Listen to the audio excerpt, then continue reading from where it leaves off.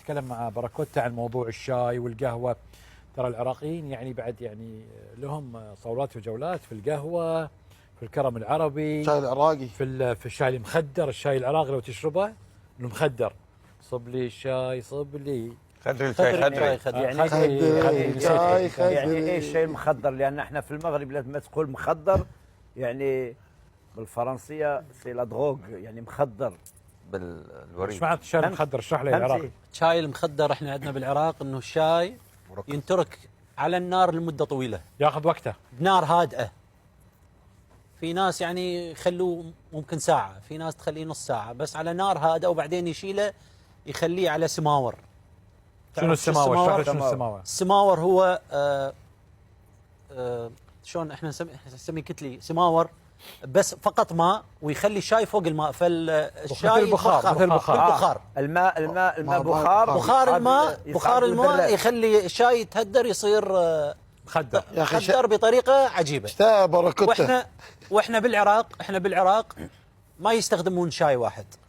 ايه يعني في ناس تخبط او تجمع اكثر من 20 نوعيه شاي مع بعض، يمكسون يعملون مكس، فتطلع ريحته طيبه، طعمه طيب، مزيج من الهيل ضروري يا أنشأت؟ طبعا الهيل ضروري، اضافه الى الورد، اضافه الى الشاي، اكثر من نوعيه ماي الورد.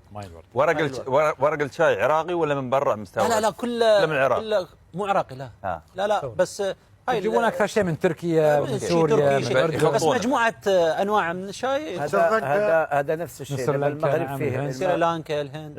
المغرب فيه نوعين من شاي. في الشمال هناك شاي زي بالنعناع، يعني طهي عادي، ولكن اتاي في الجنوب يتركوه بحال العراق، يعني براد صغير على الجمر، مش على الجمر. في هذا الكيس، يعني هذا الكيس في هذا مده طويله جدا، تقريبا نصف ساعه. ويكون شاي بالرزه. تعرف الرزه كاس صغير وفيه كشكوشه. ترى شباب اليوم جايبين لكم عسل عراقي. جايبين لكم عسل من العراق، وجايبين لكم هذا الشاي، صح؟ هذا شاي عراقي. عطنا شاي اليوم جايبين لكم. سبحان الله. مين بتسوي؟ انا اسوي شنو اسوي؟ مثل البصره بتسوي؟ لا مستحيل يصير مثل مال البصره. هذا ما من شاي. شوف هذا يعني هذا بالشاي حاطين حتى قهوه مع الشاي جاهز، مع الشاي مع الخلطه. يمكن 10 او 20 نوع يحطوا مع جزء بسيط قهوه، اللي هاي النسكافيه او قهوه تركيه. مطحونه ولا حبوب؟ لا مطحونه. يخلوها معها بطله وثبت يدك.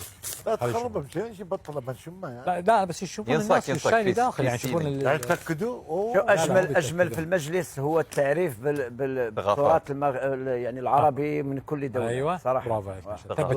ثقافات متنوعه. كان في حبه هيل نشأت ولا يتهيأ؟ هذا هيل. في حبه سوداء. بس شنو حبه هيل. لا حبه هيل. خلي يشموه. شم. انا صراحه اشتريت من سوق واقف يا نشأت. انا احب عاطس وسعيد. انا نشأت. شم. انا اشتريت من سوق واقف من الشاي العراقي.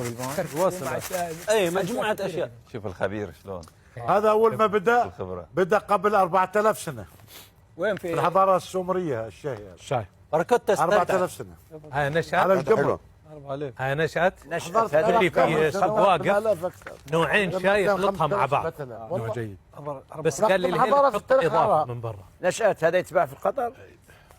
لا اكثر يجيبون من العراق، بس هذا اليوم جونا عراقيين سبحان الله وجابوا لنا الشاي. والله ده نشأت اللي بتقول بيقعد نص ساعة هو هذا انا اقدر اعمل لك. لا نشأت ما تاكد، قلت له حضرت العراق السومريه يمكن فوق 4000. لا خلي الشاي 4000 سنه. قلت له 4000 مع حسبت 2000. لان العراق عباره عن 7000 سنه، 7 حضارات مش حضاره واحده، 7 حضارات. تصور يا صاحبي العراق بلد قديم عريق، تاريخه انا كبير. مدمن شاي. هذه يبغى لها من الريحه، هذه يبغى لها براد يا نشأت.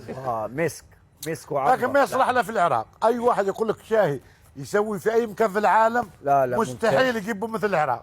ممكن الماء حتى اللحم الغنم ماله. لا ممتاز. نحن عشنا في بصره وجمال، خالد قاسم ومين معانا ونشأت. انا مدمن شاي صراحه. عثمان معانا شاي نمبر 1.